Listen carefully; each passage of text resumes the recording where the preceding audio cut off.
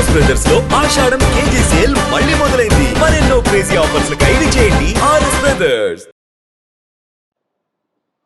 But ఈ social media, YouTube ఇవన్నీ వచ్చేసిన తర్వాత ఇంకా ప్రతి ఒక్కడు సెలబ్రిటీ అయిపోతున్నాడు.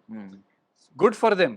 చాలా మంది దాంట్లో నుంచి రెవెన్యూ సంపాదించుకుంటున్నారు, ఆదాయం వాళ్ళకి వస్తుంది. Good for them. But ultimately yes, it does affect cinema. Affect cinema in the sense ఆడియన్కి ఏమంటారు, concentration span is become less. అది ప్రతి మనకి అంటే సాధారణంగా ఎవరినంటే మనకి అలవాటు అయిపోయింది ఫోన్ తీసుకొని చెక్ చేయటం, రీల్స్ చూసుకుంటాం.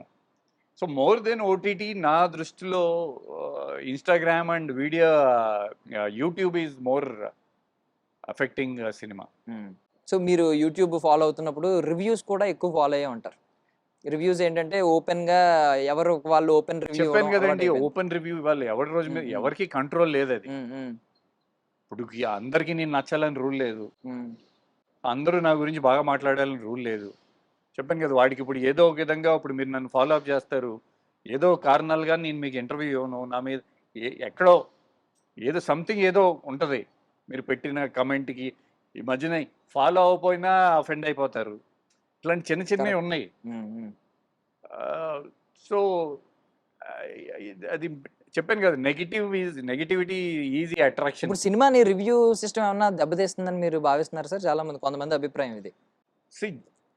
రెస్పాన్సిబుల్ ఉన్న మీడియా జనరలీ అంతకి అదే కదా చెప్పేది. ఇదివరకు మీకు నోటీస్ చేస్తే రివ్యూ అనేది సండే వచ్చేది. ఫ్రైడే రిలీజ్కి సండే వచ్చాయి, 3 days తర్వాత వచ్చాయి. ఈ రాను ఇప్పుడు ఇస్ బికమ్ బిజినెస్. బట్ వాళ్ళందరూ కూడా రియలైజ్ అవ్వాల్సింది ఏంటంటే అందరూ సినిమా మీద బతుకుతున్నాం. ప్రొడ్యూసర్ని ఎంకరేజ్ చేయాలి, యాక్టర్స్ని ఎంకరేజ్ చేయాలి, డైరెక్టర్స్ని ఎంకరేజ్ చేయాలి. అది చేస్తేనే కదా సినిమాలు తీసేది. మీరు సినిమా రాగానే దాన్ని చీల్చి చండాలి చేసి దాన్ని పోస్ట్ మార్టం చేసేసి థియేటర్కి ఆడియన్ని రానివ్వకుండా చేస్తే మళ్ళీ ఎట్లా ఓకే. సో ఒకవేళ కన్స్ట్రక్టివ్ క్రిటిసిజం ఇస్ ఓపెన్.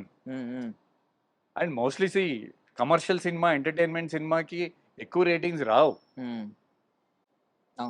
అది మేమేమి ఒక it's not an educational institute. Cinema is entertainment. So వాడు టికెట్ కొనుక్కున్న దానికి, ఆడియన్స్ టికెట్ కొన్న దానికి వాడు ఎంటర్టైన్ అయ్యి వెళ్ళాడా, అది మా టార్గెట్. At least my target. నాకు ఇష్టమైన సినిమా అదే చిన్నప్పటి నుంచి. కమర్షియల్ సినిమా చూసి పెరిగాను నేను. ఒక అమితాబ్ బచ్చన్ గారి సినిమాలు కావచ్చు, చిరంజీవి గారి సినిమాలు కావచ్చు. Entertainment is what we know. So that is what we want to give.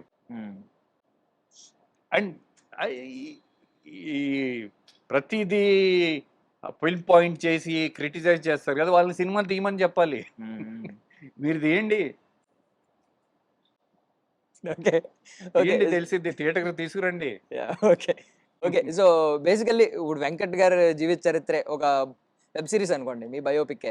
So దానికి టైటిల్ ఏముంటది, దాని రివ్యూ మీరు చెప్పండి. అసలు నేను ఇంకా బయోపిక్ చేయించి అంత స్థాయికి రాలేదు. జస్ట్ క్యాజువల్ గా అడుగుతున్నా, మీ లైఫ్ స్టోరీ మీకు తెలుసు కాబట్టి బాగానే. ఐ ఫీల్ లక్కీ దట్ నేను అంత ఓవర్ ఎక్స్పోజ్ అవ్వలా. నేను చేసిన కొన్ని సినిమాలు అండ్ మోర్ ఓవర్ ఏమైందంటే నేను చేసిన సినిమాలు మంచి ప్రొడక్షన్, మంచి డైరెక్టర్ ఉన్నాయి, అన్ని సక్సెస్ అయినాయి. చిన్న ప్రొడ్యూసరు అక్కడ ఏంటంటే ప్రొడక్షన్ సరిగ్గా ఉంటే డైరెక్టర్ సరిగ్గా ఉండదు, డైరెక్టర్ సరిగ్గా ఉంటే ప్రొడక్షన్ సరిగ్గా ఉండదు. అట్లా చాలా మూవీస్ నాకు సఫర్ అయినాయి. So nothing to blame, nobody to blame. Past is past. But me story web series అనుకోండి ఫర్ సపోజ్, ఎందుకంటే మీరు మీ స్టోరీలో పెద్ద ఆడియన్ ఉండరు కదా. నా స్టోరీ ఇంకా I only one say first half కూడా అయింది, చాలా ఉంది ఇంకా. ఓకే. సో ఇదంతా అయిన తర్వాత మీరు ఒక 10 years తర్వాత రండి, అప్పుడు చెప్దాం. ఇంకా ఇంటర్వెల్ ఇంకా రాలేదు. ఇంటర్వ్యూలు రాలేదు. ఓకే. ఇప్పుడే మొదలైనట్టు అనిపిస్తుంది. ఓకే. నైస్. బట్ టైటిల్ చెప్పగలరా? మీ అసలు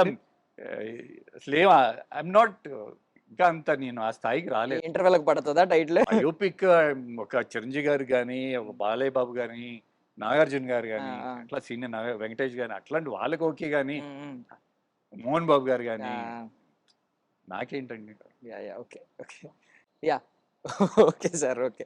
సో, బేసికల్లీ ఇప్పుడు కష్టాల గురించి, రోజుల గురించి అన్నీ మాట్లాడుకున్నాం. మీరు బాగా అబ్జర్వ్ చేసిన వాళ్ళు ఒక 2 డికేడ్స్ క్లియర్‌లీ మీరు సినిమాని క్లియర్‌గా అబ్జర్వ్ చేశారు. యా 3 డికేడ్స్ అబ్జర్వ్ చేశారు. ఒక ఆడియన్ నుంచి హీరోగా మారడం. ఓకే. మీరు అంటే తెలుగు సినిమాని. సో, ఈ మార్పులు ఏం జరిగినాయి? పెద్ద మార్పులు ఏం జరిగినాయి? అంటే మల్టీప్లెక్స్‌లో ఇవి కాకుండా సినిమా స్క్రీన్ ప్లే పరంగా, స్టోరీ పరంగా, ఆడియన్ పాయింట్ ఆఫ్ వ్యూలో ఈ ఈ చూసే విధానంలో. మన ఇప్పుడు తెలుగు సినిమా ఎప్పుడు ఈజ్ ఫేమస్ ఫర్ ఎంటర్టైన్మెంట్. హ్మ్. హ్మ్. ఇదివరకు హిందీ సినిమాలు ఎట్లా ఉండేయో రాని 20 ఇయర్స్లో మన యాక్షన్ మూవీస్, మాస్ మూవీస్ దీనికి చాలా అంటే చిరంజీవి గారు, నాగార్జున గారు ఇది ఇవాళ రోజు జరిగింది కాదు. చాలా మంది మన తెలుగు సినిమాలు ఇప్పుడు పాన్ ఇండియా వెళ్ళి అని అనుకుంటున్నారు. ఇది ఇప్పుడు కాదు జరిగింది. దీనికి కారణం మన యాక్షన్ హీరోస్ ఎప్పటి నుంచో చేస్తున్న సినిమాలు అవన్నీ స్లోలీ డబ్బింగ్ లాస్ట్ 20 ఇయర్స్ నుంచి శాటిలైట్లో జరుగుతూ ఉన్నాయి. అండ్ అయ్యే ఆడియన్స్ అక్కడ నార్త్ ఇండియన్, నేను బాంబేలో పెరిగాను కాబట్టి నాకు తెలుసు. స్టార్టింగ్లో మన ఎగతాళి చేసేవాళ్ళు, అరే సౌత్ మే తుమ్ లోగ్ కా ఏక్ ఫైట్ మారతా ఇస్సా హవే మే ఉడ్ జాతా అని, గాల్లో లెగిసే వాళ్ళని ఎక్కిరించేవాళ్ళు. ఇప్పుడు అయ్యే ఎంజాయ్ చేస్తున్నారు, ఈవెన్ వాళ్ళు ఫాలో అవుతున్నారు. వాళ్ళు ఫాలో అవుతున్నారు. ఇప్పుడు మన అంటే అప్పటి నుంచి జరుగుతా ఇప్పుడు డైరెక్ట్ థియేటర్కల్ రిలీజ్ కూడా వెళ్ళగలుగుతున్నాం మనం హిందీలో. సో ఆ విధంగా తెలుగులో అప్పటికి ఇప్పటికి entertainment, Telugu cinema is always been entertainment. Ascending అంటారా, డిసెండింగ్ అంటారా? కథ పరంగా అన్ని అసెండింగ్ అన్ని బాగానే ఉన్నాయి కదా. డెవలప్ ఇప్పుడు కల్కి కానివ్వండి, బాహుబలి కానివ్వండి, అన్ని బాగా టెక్నికలీ బాగా చేస్తున్నాయి కదా సినిమాలు. అంటే యాక్చువల్లీ ఏంటంటే మీరు మీ ఎర్లియర్ డేస్ లో మల్టీ స్టారర్స్ చేశారు. అవును, మల్టీ స్టారర్ ఎఫెక్ట్ ఎలా ఉంది? అంటే మల్టీ స్టారర్స్ డెఫినెట్లీ చెయ్యాలి. అది చాలా మంది యంగ్ హీరోస్ ఇప్పుడు ఉన్నారు, అవుట్ సైడ్ నుంచి వచ్చేవాళ్ళు డెఫినెట్లీ చేయాలి. ఎందుకంటే ఇప్పుడు ఒక స్టూడియో బ్యాకింగ్ ఉందనుకోండి, ఒక సినిమా ఆడిపోతే రెండో సినిమా మూడో సినిమా అట్లా ఉంటుంది. బట్ మాలాంటి అవుట్ సైడర్స్కి ఆ అవకాశాలు ఉండవు. ఏదో అండ్ అదుట్లో ఫామ్లో లేని హీరోకి మరీ ఉండవు. ఏదో ఒక అవకాశం వచ్చింది, దాంట్లో 100 కష్టాలు ఉంటాయి మాకు. ప్రొడ్యూసర్ కరెక్ట్గా ఉండడం, డైరెక్టర్ కరెక్ట్గా ఉండడం, ప్రొడక్షన్ ప్రాబ్లమ్స్, లొకేషన్స్కి అంత పెట్టలేము, పబ్లిసిటీకి పెట్టలేము, 100 కారణాలు ఉంటాయి. సో ఇట్లాంటి టైంలో ఇప్పుడు నేను సక్సెస్ఫుల్గా ఉన్నాను అనుకోండి, నాలాంటి సపోర్ట్ లేని ఇంకోటి ఉన్నాడని వాడిని సెకండ్ హీరోగానో ఇట్లా 2-3 హీరోలతో చేసామనుకోండి, కెరియర్ అనేది ఒకేలాగా ఉండదు కదా. అందరిది గ్రాఫ్ పైకి కిందకి అవుతూ ఉంటాయి. సో ఎప్పుడైతే ఒకళ్ళు బాగుంటే రెండో వాడిని లిఫ్ట్ చేయొచ్చు. అవును, కరెక్ట్. సో అలాగే స్టార్ హీరోస్, ఇప్పుడు చిరంజీవి గారు ఆ రోజు మాతో సినిమా చేయడం ఒక్కపోతే మాకు ఆ గుర్తింపు వచ్చేది కాదు కదా. Correct. So that is what అట్లా ఆ చిరంజీవి గారికి ఉన్న ఆ క్వాలిటీస్ స్లోలీ అందరు హీరోస్ డెవలప్ చేసుకుంటే, అండ్ మోరోవర్ హిందీలో మీకు ఎక్కువ మల్టీ స్టార్ కాస్ట్ మూవీస్ వస్తాయి, మనకి తెలుగులోనే రావు. అది కొంచెం రావాలి.